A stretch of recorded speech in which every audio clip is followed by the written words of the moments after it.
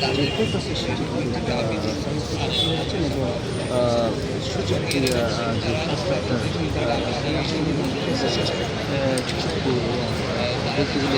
যে রাষ্ট্রপতি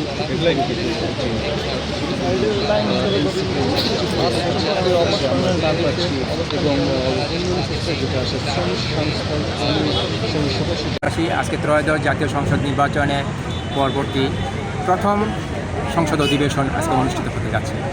তো সরকারি দল এবং বিরোধী দলের কাছে আমার কয়েকটা দাবি নিয়ে আজকে এখানে এসেছি। আপনারা জানেন এই সংসদের মধ্যে 50%-এর অধিক 54% আপনার ঋণ খেলাপি আছে।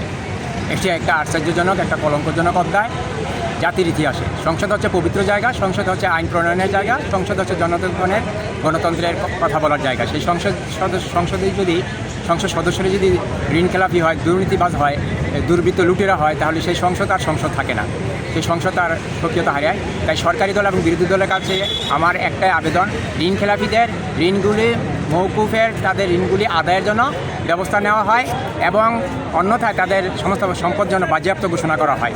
এই দাবি সরকারের কাছে আমি জানাচ্ছি।